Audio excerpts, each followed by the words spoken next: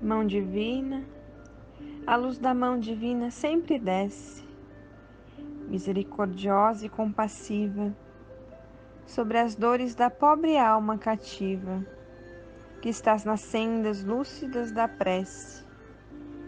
Se a amargura das lágrimas se aviva, se o tormento da vida recrudesce, aguardai a abundância da outra messe de venturas, que é da alma rediviva.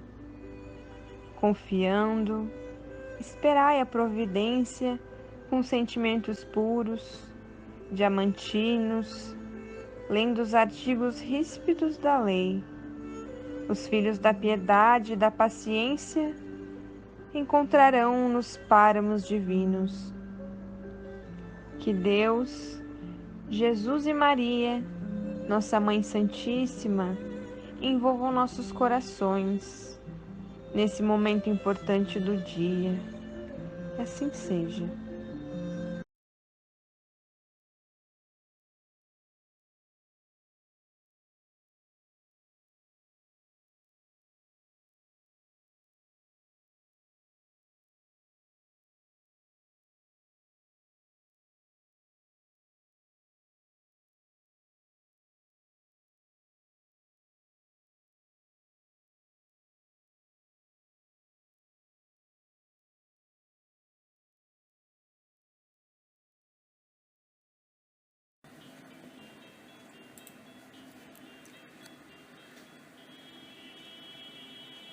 Boa noite, irmãos. Sejam todos bem-vindos a mais este atendimento à distância. Sabemos da assistência da equipe espiritual do Paz e Luz, lar, que somos sempre bem acolhidos e abençoados dentro de nossas necessidades. Que estejamos de corações abertos para receber as boas energias e a mensagem dessa noite. Pedimos à equipe espiritual e nosso amado Mestre Jesus a assistência necessária, que estejamos unidos em um só pensamento, com o coração em prece, elevar o nosso pensamento ao alto, pedindo que a luz se faça sobre todos os irmãos, encarnados e desencarnados, que estariam sendo direcionados ao Paz e Luz nesta noite para atendimento. Que as boas energias possam alcançar a todos, tratando as enfermidades do corpo físico, mas também do espírito, acalmando, pacificando, reequilibrando. Somos gratos, Senhor, por estarmos em mais um dia juntos. Que a Tua luz se faça sobre todos nesta noite. Que a luz se faça, que assim seja.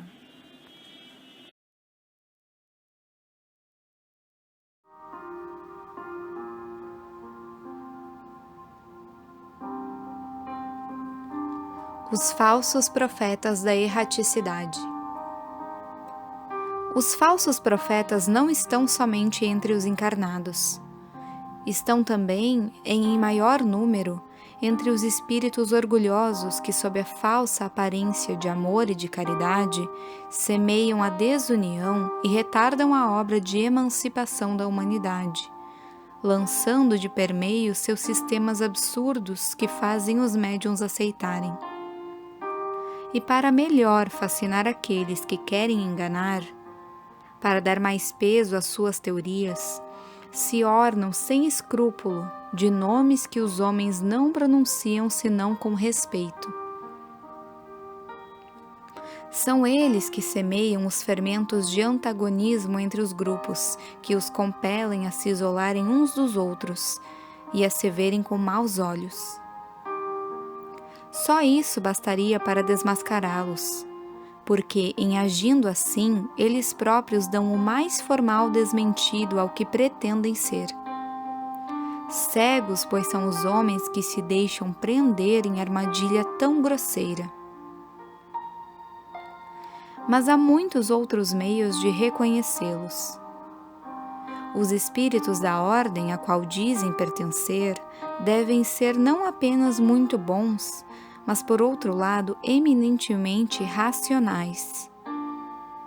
Pois bem, passai seus sistemas pelo crivo da razão e do bom senso, e vereis o que deles restará.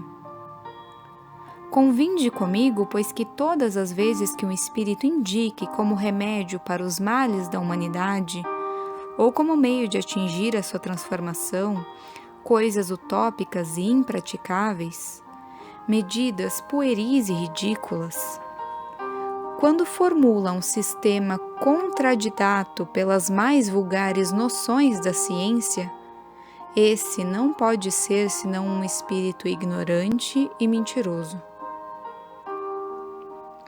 De outro lado, crede bem que se a verdade não é sempre apreciada pelos indivíduos, ou é sempre pelo bom senso das massas, e está ainda aí um critério. Se dois princípios se contradizem, tereis a medida do seu valor intrínseco procurando aquele que se encontra mais eco e simpatia. Seria ilógico, com efeito, admitir que uma doutrina que visse diminuir o número dos seus partidários fosse mais verdadeira que aquela que vê os seus aumentarem. Deus, querendo que a verdade chegue para todos, não a confina em um círculo restrito. A faz surgir em diferentes pontos, a fim de que por toda a parte a luz esteja ao lado das trevas. Repeli impiedosamente todos esses espíritos que se apresentam como conselheiros exclusivos, pregando a divisão e o isolamento. Eles são quase sempre espíritos vaidosos e medíocres, que tendem a se imporem aos homens fracos e crédulos, prodigalizando-lhes louvores exagerados, a fim de os fascinar e tê-los sob a sua dominação. São geralmente espíritos ávidos de poder que déspotas públicos ou privados durante a sua vida querem ainda vítimas para tiranizar após a sua morte. Em geral, desconfiai de comunicações que trazem um caráter de misticismo e de estranheza, ou que prescrevem cerimônias e atos bizarros. Então, há sempre um motivo legítimo de suspeição. De outro lado, crede bem que quando uma verdade deve ser revelada à humanidade, ela é, por assim dizer, instantaneamente comunicada em todos os grupos sérios que possuem médiuns sérios, e não a estes ou aqueles, com exclusão dos outros. Ninguém é médium perfeito se está obsediado, e a obsessão manifesta quando um médium não é apto senão para receber as comunicações de um espírito especial, por mais elevado que ele mesmo procure se colocar. Em consequência, todo médium, todo grupo que se creem privilegiados por comunicações que só eles podem receber e que de outra parte estão sujeitos a práticas que acentuam a superstição, estão indubitavelmente sob a ação de uma obsessão bem caracterizada, sobretudo quando o espírito dominador se vangloria de um nome que todos os espíritos encarnados devemos honrar e respeitar, e não deixar comprometer a toda hora. É incontestável que, submetendo ao cadinho da razão e da lógica todos os dados e todas as comunicações dos espíritos, será fácil repelir a absurdidade e o erro.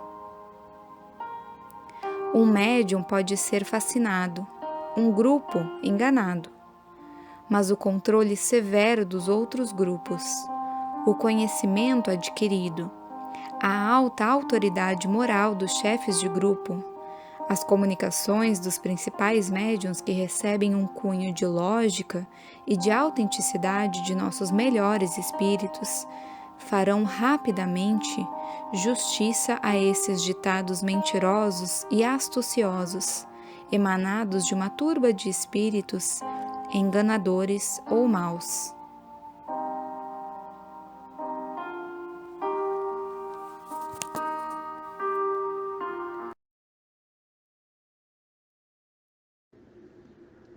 Boa noite a todos. Hoje nós vamos comentar sobre o capítulo 21, os falsos profetas da erraticidade. Assim como nós temos, irmãos encarnados que têm a tendência de falsear certas informações, certos ensinamentos, assim também na erraticidade, ou na vida espiritual, também tem essa continuidade, espíritos sem o corpo físico que se intitulam, senhores do saber, espíritos que seriam indicados por Deus, por Jesus, para trazer determinados ensinamentos, determinadas informações, e que nos quais muitas vezes se intitulam como únicos, se dão um nome de espíritos conhecidos e valorizados pela humanidade, que na realidade muitas vezes são os tais falsos profetas. Aqueles seres que se intitulam sabedores de tudo saber, de donos da razão, que a verdade tem que passar por eles. Quando na realidade são seres humanos, com seu grau de evolução, com seu grau de inteligência, com o grau moral, muitas vezes não elevado, certamente, porque o espírito que tiver um grau de elevação moral certamente não irá agir dessa maneira, não vai se intitular como sabedor das coisas, como o ser que conversa com Deus, com Jesus, porque vai estar falseando a verdade. Não é por acaso então que se intitulam falsos profetas, e que acabam, de uma maneira ou de outra, influenciando muitos de nós, porque todos nós temos algum tipo de mediunidade, e na medida que esses espíritos identificam em nós essa mediunidade, tem a possibilidade e a probabilidade de influenciar, e na maioria das vezes de uma maneira negativa, fazendo ressaltar em nós determinados sentimentos, que se nós passarmos pelo crivo da razão, certamente iremos identificar que não é uma verdade absoluta, que muitas vezes não estamos realmente com a razão, e que temos que aprender a identificar. Não é por acaso que se diz, vigiar e orar ao mesmo tempo, porque estaremos atentos a essas influências, porque a espiritualidade influencia muito mais do que a gente imagina, nos intuindo, muitas vezes nos obsidiando de uma maneira mais radical, fazendo com que façamos coisas que o nosso coração não deseja, mas que através da influência espiritual acabamos nos permitindo. Porque nós sempre vamos ter a última palavra, nós vamos dizer o sim ou vamos dizer o não. A nossa mediunidade está à disposição dos bons espíritos e também dos não bons, aquelas criaturas que hoje ainda estão de uma maneira afastada, digamos assim, das leis de Deus, mas que certamente através da nossa oração, do nosso desejo, irão se transformar num ser melhor, na medida que colocarem Deus dentro de seus corações, desenvolver a fé, o conhecimento, a inteligência para o bem da humanidade e não para o mal da humanidade, Mas a gente sabe que o progresso é possível e é necessário para todos nós. Nós também, em algum momento da nossa caminhada, talvez, já tenhamos agido exatamente da mesma maneira ou talvez até muito pior. O importante é que hoje nós estamos atentos e que possamos colocar em prática o que o Evangelho nos ensina, para cada vez mais não servir de instrumento, né, para essas criaturas humanas que têm a possibilidade de nos influenciar, sim. Mas aí vai depender de cada um de nós, que então estejamos atentos, orando, vigiando, né, fazendo reflexões sobre o que fizemos, para que no dia posterior não venhamos incorrer nos mesmos erros, né, nos achando, né, que eu fiz isso porque eu fui influenciado. A gente até pode ser influenciado, mas a posição final sempre vai ser a nossa, ou seja, teremos a nossa margem de culpa também, né? Não vamos nos isentar. Então estejamos atentos para essas influências que a gente sabe que existe e que vai ser um ato de caridade da nossa parte, orar para essas criaturas para que percebam o amor de Deus e as verdades que devemos buscar sempre. Tá bom, meus irmãos? Uma boa noite a todos e que assim seja.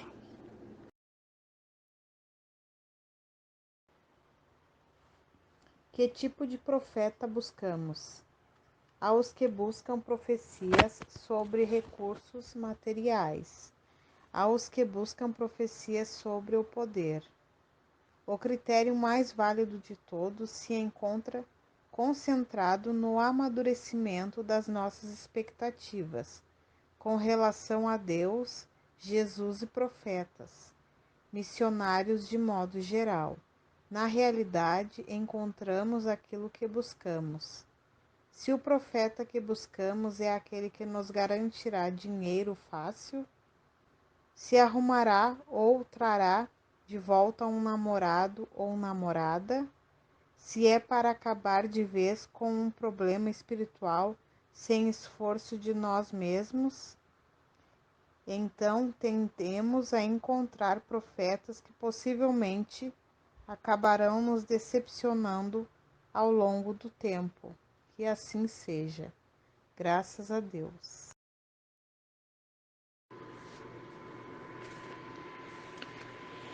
Os espíritos devem ser analisados como os homens, pela linguagem que usam. Os espíritos superiores usam sempre de uma linguagem digna, nobre, elevada. Somente dizem coisas boas e úteis. Jamais se vangloriam do seu saber ou sua posição. A linguagem dos espíritos inferiores denota baixeza, pretensão, arrogância e ideias ridículas. Os bons espíritos não fazem elogios, aprovam o bem feito, mas sempre com reserva. Além disso, criticam os erros dos indivíduos, mas sempre com moderação, sem rancor, sem agressividade.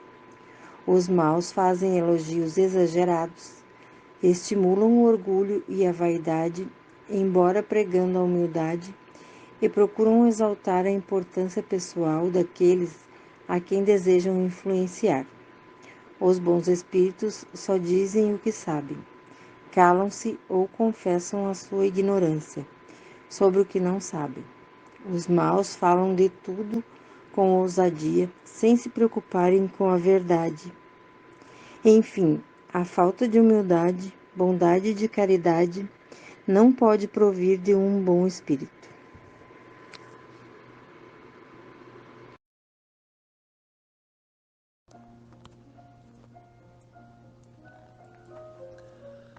Jeremias, capítulo 14, 13 e 15. Cuidado com os falsos profetas.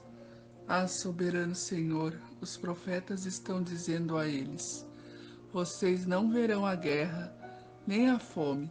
Eu lhe darei prosperidade duradoura neste lugar. Então o Senhor me disse: é mentira os que os profetas estão profetizando em meu nome.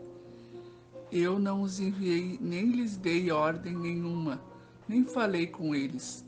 Eles estão profetizando para vocês falsas visões, adivinhações inúteis e ilusões de suas próprias mentes.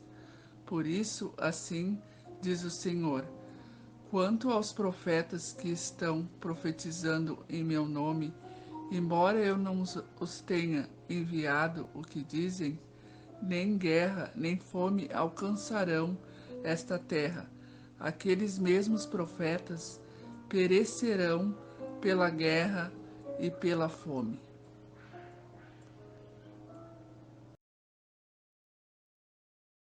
Questão 103 do Livro dos Espíritos. Nona classe. Espíritos levianos. São ignorantes, maliciosos, inconsequentes e zombeteiros. Envolvem-se em tudo, respondem a tudo, sem se preocuparem com a verdade. Comprazem-se em causar pequenos desgostos e pequenas alegrias, atormentando, induzindo maliciosamente ao erro por meio de mistificações e travessuras. A esta classe pertencem os espíritos vulgarmente designados sob os nomes de gnomos, duendes, diabretes, trasgos. Estão sob a dependência dos espíritos superiores, que frequentemente os empregam, como fazem com os nossos servidores. Nas suas comunicações com os homens, a sua linguagem é algumas vezes espiritual e engraçada, mas quase sempre sem conteúdo. Compreendem os defeitos e o ridículo humano, exprimindo-os em tiradas mordazes e sátíricas. Se usam nomes supostos e mais por malícia do que por maldade. Questão 104. Oitava classe. Espíritos pseudo-sábios. Seus conhecimentos são bastante amplos, mas creem saber mais do que realmente sabem, tendo, algumas vezes, progredido em diversos pontos de vista. Sua linguagem tem um caráter sério, que pode iludir sobre as suas capacidades e a sua iluminação interior. Em geral, porém, isso não passa de um reflexo dos preconceitos e ideais sistemáticas da vida terrena. É uma mistura de algumas verdades ao lado dos erros mais absurdos, nos quais se percebe a presunção, o orgulho, a inveja e a obstinação das quais não puderam se despir.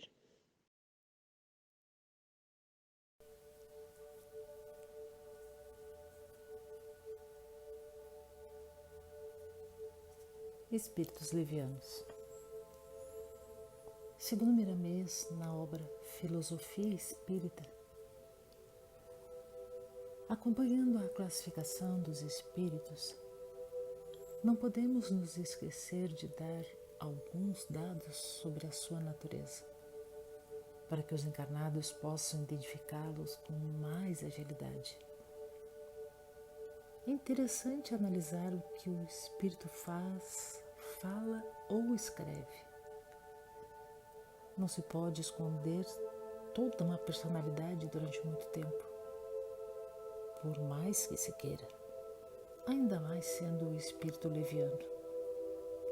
Esse tem prazer em promover discórdias, provocar maledicência e se alegrar com a miséria alheia. Quando lhe interessa, tem alguns lances de bondade, mas logo sai deste ambiente onde deveria permanecer.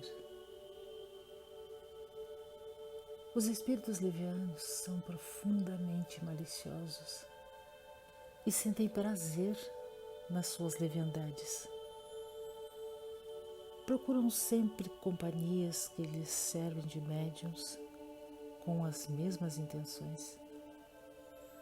Riem a bandeiras despregadas das arapucas que armam para os outros e se reúnem em grupos de sintonia para procurarem meios de infernizar a vida de seus semelhantes. São desajustados em muitos ângulos de sua vivência. Os espíritos levianos respondem a tudo sem pensar no que estão respondendo. Eles não têm interesse em falar a verdade, e sim alimentar a vaidade de tudo saber. Quando são desmascarados, alegam ao enganado que a vida é assim mesmo, que a mentira e o engano estão na boca de todas as pessoas. O médium encarnado, ou mesmo as pessoas que não desempenham as faculdades desenvolvidas devem ter cuidados com pensamentos zombeteiros que lhes surjam à mente de vez em quando. Examinando o que chega, podem constatar de onde vem esse trabalho. É o vigiar em evidências, para não cair em tentações. Infelizmente, são centenas de médiuns que são enganados por espíritos levianos. Por faltarem nesses medianeiros instruções que correspondem às posições da doutrina dos espíritos. A mistificação na área mediúnica é um fato. Os espíritas, principalmente os médiuns, de todos os níveis, devem se instruir e, sem perda de tempo, se educar. Sem essas duas forças, eles não saem do engano e são cortejados por espíritos levianos, por cegos, que acabam induzindo os dirigidos à maior cegueira. Espíritos pseudo-sábios. Essa classe de espíritos comumente dá a impressão de tudo saber. No entanto, poucos sabem da verdade. São espíritos orgulhosos, que ainda não se despiram das intenções de grandeza e se revestem de muita vaidade. Não têm humildade para ouvir os espíritos puros. Procuram sempre discussão, e muitos deles até poderiam vencer pela argumentação, mas nunca pela evidência, pela vivência. Falam muita coisa sem conhecimento e sem profundidade. Geralmente o pseudo-sábio é falador.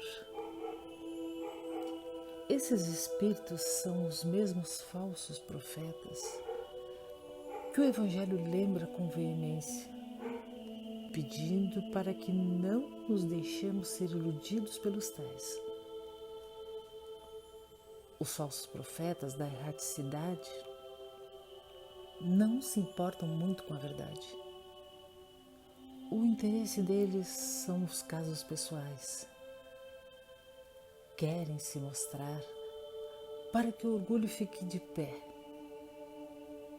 Sempre combatem os seus iguais, para que aqueles não venham tomar seu lugar de destaque, onde a vaidade seja alimentada e a pretensão esteja sempre acesa nos seus caminhos. O mundo, bem como o espaço, anda cheio desta classe de espíritos que desconfiam, por vezes, deles mesmos. A mediunidade é muito atacada por esses irmãos menos avisados. E é por isso que nos preocupamos constantemente na educação dos sensitivos por ordem do mais alto. Pois a mediunidade sem disciplina é causadora de muitos desastres morais e desequilíbrios físicos. O médium falante e o escrevente psicógrafo são instrumentos de muita responsabilidade. Aquilo que se fala ou escreve fica. Devem-se tomar os cuidados necessários para que os ensinamentos do nosso Divino Mestre cresçam nos corações e nos ajudem na nossa perfeição espiritual.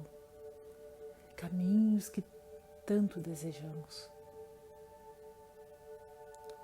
É necessário que aprendamos a discernir as coisas, mesmo ouvindo os pseudo-sábios, mas nunca sejamos influenciados por eles, porque, de certo modo, eles são os futuros instrutores dos espíritos que estão na retaguarda, em busca da luz de Deus. Se buscamos defesa contra qualquer tipo de influência nociva, que entremos na filosofia do trabalho honesto e nos lembremos desta máxima de luz do Evangelho segundo o Espiritismo. Fora da caridade não há salvação. É o trabalho do amor que terás amor, e o amor te levará à verdade que liberta.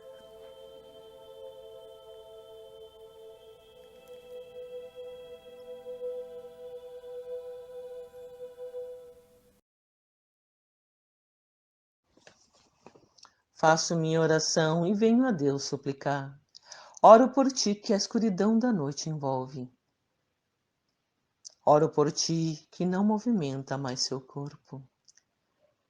Oro por ti que a saúde abandonou. Também oro por quem não consegue gritar, pois um dia a voz veio a abandonar. Oro por ti que decidiu a vida abreviar.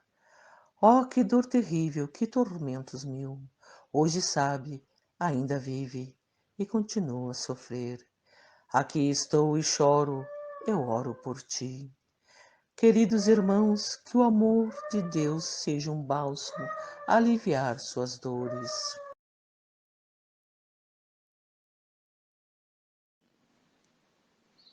Muitos são enganados pelos falsos espíritos e há pessoas que são enganadas pelo próprio médium, como ocorreu no caso do médium conhecido mundialmente por João de Deus. Dizia-se católico que foi preso e acusado de abusar sexualmente de centenas de mulheres e de cometer outros crimes em 2018.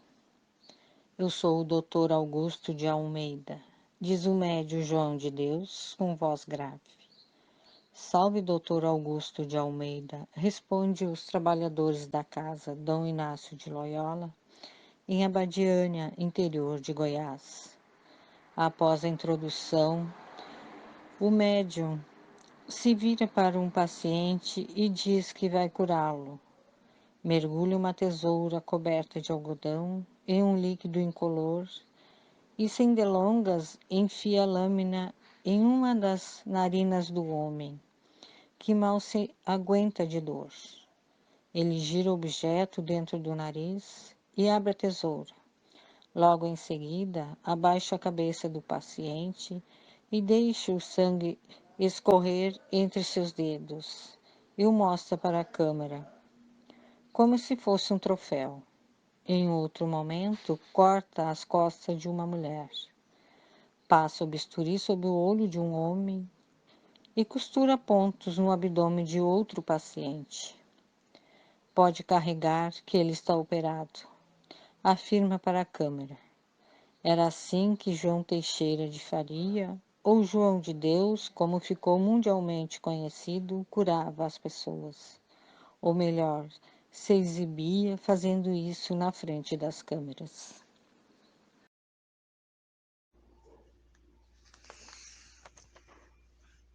Foi perguntado a Chico Xavier e publicado no livro No Mundo de Chico Xavier se alguma vez ele teria sido alvo de mistificação da parte de espíritos. Ele disse que sim, e quando foi inquirido sobre qual a razão por que Emmanuel lhe permitira que isso acontecesse, ele respondeu: de certo que o mundo espiritual permite que eu passe por essas provações para mostrar-me que receber livros dos instrutores espirituais não me cria privilégio algum, que estou apenas cumprindo um dever e que sou um médium tão falível quanto qualquer outro, com necessidade constante de oração e trabalho, boa vontade e vigilância. No Mundo de Chico Xavier, itens 35, 36 e 37. Chico Xavier, Elias Barbosa.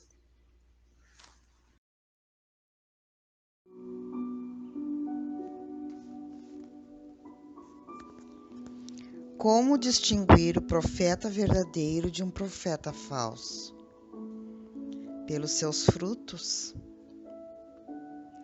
Toda árvore boa produz bons frutos, porém a árvore má produz frutos maus.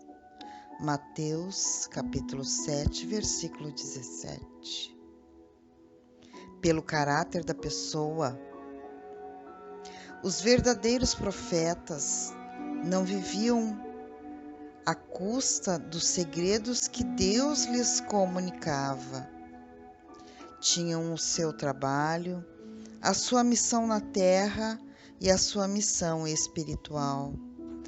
Pode-se dizer que eram orientadores do povo, mas não viviam das consultas futuristas. Pela finalidade do que é revelado. Os profetas de Deus não sabiam tudo, sabiam apenas aquilo que ele lhes desvendava e com uma intenção bem definida, prepará-los para que fossem mais dignos dele, sabendo o que era preciso fazer para vencer os obstáculos que se colocavam entre o povo e o Pai. Pela importância da revelação. Os profetas não andavam sempre a incomodar o Pai para saberem das coisas comezinhas do dia a dia. Preocupavam-se com o futuro do povo e o aperfeiçoamento da sua relação com Deus. A doutrina espírita orienta. A proporção que o homem estuda e se esclarece, não acredita mais em discursos aparentemente bonitos sem analisá-los. O Espiritismo acolhe, consola, orienta, esclarece e nos leva a observar e tirar conclusões lógicas e reais. O reino de Deus não vem com aparências exteriores. Há que se esclarecer, se instruir para não ser iludido. Tenhamos cuidado, porque as falas muito inteligentes nos convencem, mesmo quando estão erradas.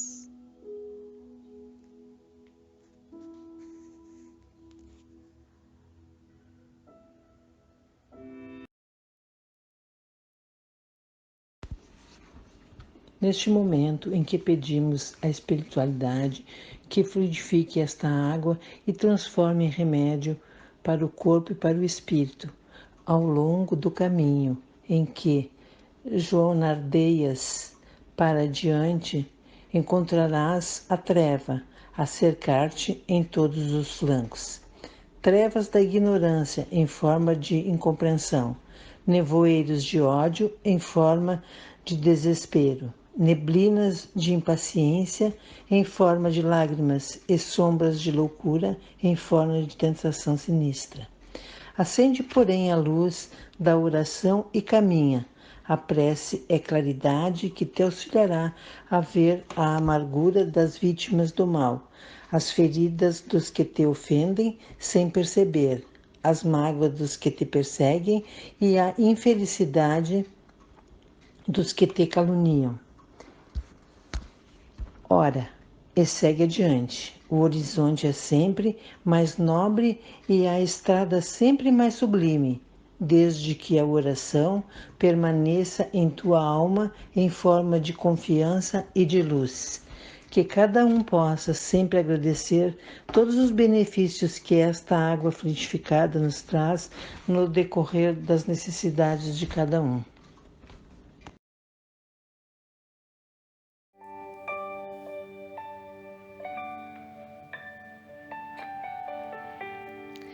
Chico passava por uma crise de labirintite que muito o afligia.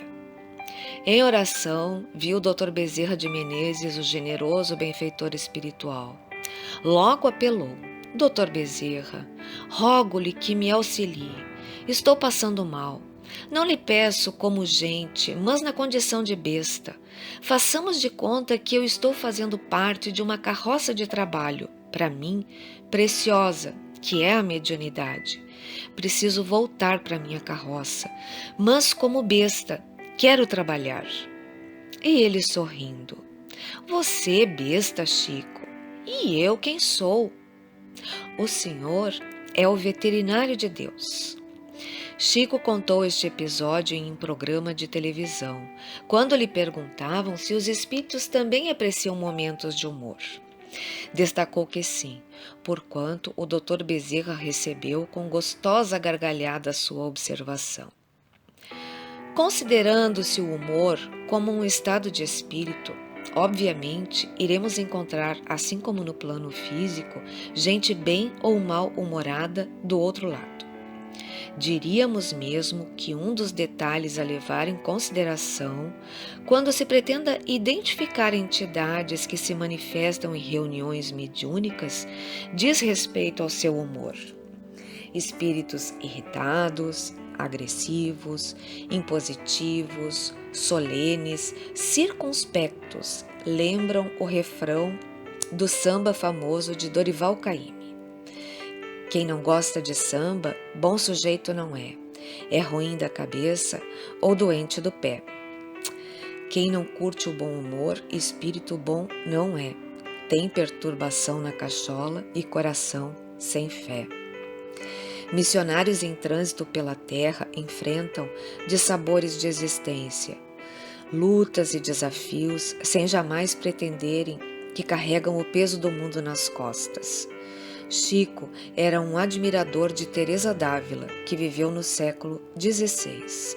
Notável servidora do Cristo, que se destacava pela coragem de enfrentar as atribulações sem entregar-se a sentimentos de tristeza e desânimo. Jamais perdia o bom humor, nem deixava de procurar os sofredores de todos os matizes, levando-lhes a palavra amiga, a ajuda e o conforto. Certa feita, numa dessas jornadas, atravessa um rio quando caiu um temporal violento, tornando caudalosas suas águas. Foi salva por Jesus. Emocionada, ouviu o mestre dizer-lhe: Vês, Teresa, é submetendo-os a perigos e sentimentos da jornada que testo a fidelidade de meus amigos queridos. E Teresa, bem-humorada: Ah, Senhor, talvez seja por isso que tenhas tão poucos amigos. Revelação surpreendente. O próprio Allan Kardec, quem diria, que muitos imaginam sisudo, não era nada disso. Essa ideia equivocada tem sua origem nas fotos que conhecemos do codificador. Em todas aparece de fisionomia circunspecta, o que passa a falsa ideia de que era desprovido de bom humor. É que nos primórdios da fotografia, no século XIX, aparecer sorrindo em retratos não pegava bem. Por outro lado, os rudimentares flashes de magnésio para clarear o ambiente produziam uma explosão sempre assustadora para fotografados, inibindo a descontração. Diz Henri Sals, contemporâneo e biógrafo de Kardec: erraria quem acreditasse que, em virtude dos seus trabalhos, Allan Kardec devia ser uma personagem fria e austera. Nada disso. Era um homem expansivo, sempre disposto a distrair e alegrar os amigos que frequentemente eram convidados para refeições em sua residência. Gostava de rir, um belo riso, franco e comunicativo, e possuía um talento todo particular em fazer os outros partilharem de um bom humor. Espíritos que se destacam nos campos do bem e da verdade, bem à nossa frente no exercício de viver, demonstram claramente que tristeza não paga dívidas. Os sofrimentos maiores que enfrentamos não decorrem das atribulações da existência, mas do fato de não sabermos encará-los com bom ânimo e, mais que isso, com bom humor.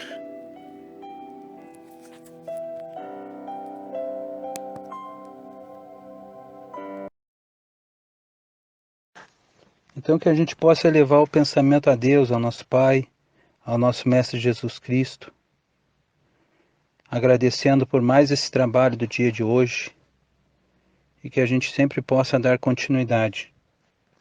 Que a Tua luz, Senhor Jesus Cristo, que o Teu Evangelho se faça, Pai, a todos os irmãos que receberam atendimento, a todos os irmãos que receberam essa palavra de conforto, através do apoio vibratório, através dos bons pensamentos, através dos medicamentos que se derramaram em cada lar, em cada família beneficiada deste trabalho. Que a Tua luz, Senhor Jesus Cristo, nos ampare e nos fortaleça sempre, Senhor amigo, com todo o amor, com toda a paz e com toda a luz, Senhor Jesus Cristo. Que assim seja.